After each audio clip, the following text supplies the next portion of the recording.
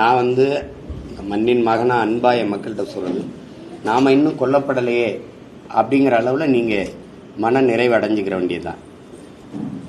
கேட்கறதுக்கு முதல்வர் சொல்ற பதில பாருங்க. போன ஆட்சியை விட இந்த ஆட்சியில் கொலைகள் குறைவுங்கிறாரு. ஒரு கொலைனாலும் கொலை தான், ஒரு உயிர்னாலும் உயிர் தான்.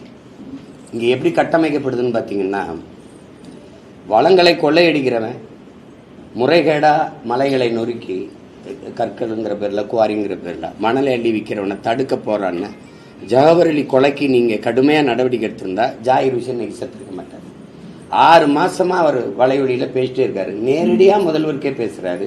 இந்தந்த அதிகாரிகளோட தொடர்பு இருக்குது, இவங்க என்னை இத்தனை முறை என்னை கொல்றதுக்கு அச்சுறுத்துறாங்கன்னு. அதுக்கப்புறமா ஒருத்தர் உரிய பாதுகாப்பு கொடுக்கல. நடுச்சாலையில வெட்டுறதுங்கிறது இது எப்படி இந்த துணிவு வருது? நீங்களே இப்ப 3 கொலைகளை சொல்லிட்டீங்க.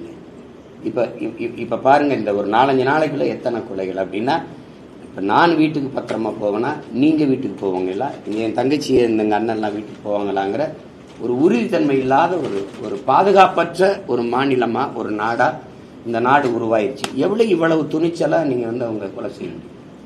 தப்பி போகாம தடுக்கிறாரு முதல்வர். ராமஜெயம் ஐயா கொலை நடந்து எவ்வளவு நாளாச்சு? இப்போ தம்பி ஆம்ஸ்ட்ராங்குடைய கொலை நடந்து, இவங்க யாருமே வந்து இப்ப நீங்க சொல்றாங்களா, ஒரு எளிய நபர்கள், பெரிய பின்புலம் இல்லாத நபர்கள்.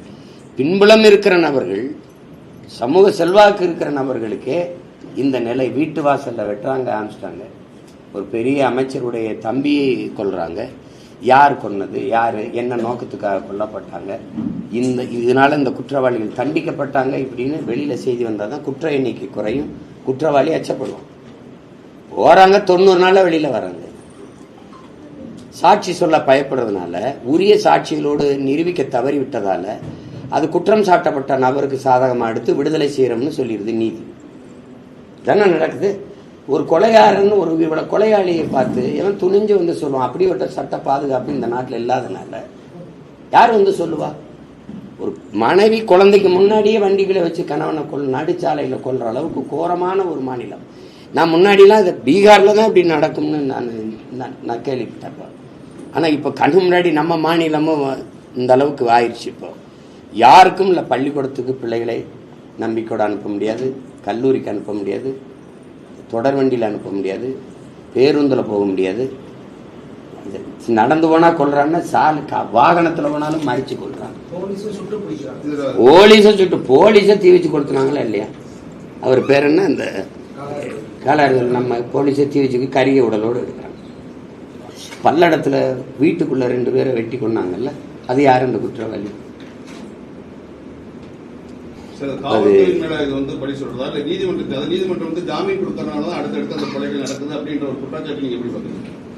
காவல்துறை யாருக்கு வேலை செய்யுது? காவல்துறை யாரோட இருக்குது? இப்போ உதாரணமா உங்களுக்கு சொல்றேன்.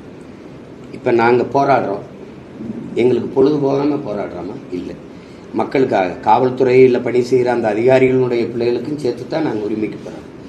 இப்போ இந்த மீனவர்களுக்காக நாங்கள் போராடுறோம் ராமேஸ்வரத்தில். நாளைக்கு முதல்ல காவல்துறை அனுமதி மறுத்தது. நான் கேட்டது சனி ஞாயிறுல தான். அங்கே வந்து அரசு பள்ளிக்கூடம், உங்களுக்கு தெரியும், விடுமுறை நாளில் பள்ளிக்கூடம் இருக்குது, அதனால தர முடியாதுங்கிறது. இது சரியான பதிலாக இருக்கா?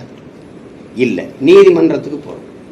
நீதிமன்றத்தில் போய் நீதிபதி சரி நடத்திக்கிறீங்கன்னு கொடுத்த பிறகு அந்த உத்தரவு எங்க கையில காட்டுங்க, எங்க கண்ணில் காட்டுங்க, அப்பதான் உங்களை மேடை போட விடுவோம்னா இது எப்படி? அவர் தான் சொல்லிட்டார்ல, வரும்ல, காட்டுவோம்ல. ஆனால் எவ்வளவு நெருக்கடி தருதுன்னு பாரு. இந்த போராட்டம் எது எங்கள் தன் தேவைக்காக, எங்க லாபத்துக்காக, எங்க தேவைக்காக போராடுறது போல தடுக்குது. ஆனா அதே இது திமுகவுடைய ஒன்றிய செயலாளர் மகளுக்கு வந்து சடங்குக்கு பூப்புனித நீராட்டு விழாவுக்கு 2 நாளைக்கு முன்னாடி கொடி கட்டுறாரு, அவ்வளவு விளக்குகளை போடுறாரு. அதுக்கு எந்த விசாரணையும் இல்லை, எந்த தடையும் இல்லை, எந்த அனுமதி மறுப்பும் இல்லை.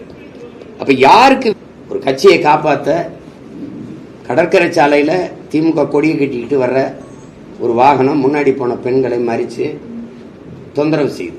அது வெளியில வந்துருச்சுன்ன உடனே அவசர அவசரமா அந்த வண்டியில போன ஒரு பையனை எடுத்து காவல்துறை வண்டியிலே உட்கார வச்சு இது மாதிரி ஒரு காணொலி எடுத்து போடுறோம். நாங்க வந்து ஏடிஎம்கே, ஆனா இந்த கொடியை கட்டினா எங்களுக்கு சுங்கச்சாவடி எல்லாம் மறிக்க மாட்டாங்க. அங்கேயே உன்னுடைய ஃப்ராடுத்தனம் ஆரம்பிக்கும். அப்ப இந்த கொடியை கட்டினா திருடலாம், கொலை பண்ணலாம், பாதுகாப்பு இருக்கு அப்படின்னா எப்படி எப்படி இருக்கு பாருங்க. உடனே அவரை எடுத்து இந்த எங்களுக்கு இதுல இல்ல, நாங்க அந்த அதுல நாங்க தெரியாம இதுக்காக தான் கொடியை கட்டணும்னு சொல்ல வைக்கிறேன். நீங்க ஏன் இந்த குற்றவாளிகளை வாக்குமூலத்தை எடுத்து வெளியிடுறது இல்லை? ஆம்ஸ்ட்ராங் கொலையில கைதிகளை தினம் நீதிமன்றத்தில் ஏற்றி இறக்குறீங்களா? கொண்டு அவர் இதை சொன்னார், இந்த காரணத்துக்காக கொண்டாங்கிறாருன்னு ஏன் எங்களுக்கு சொல்ல மாட்டேங்கிறீங்க?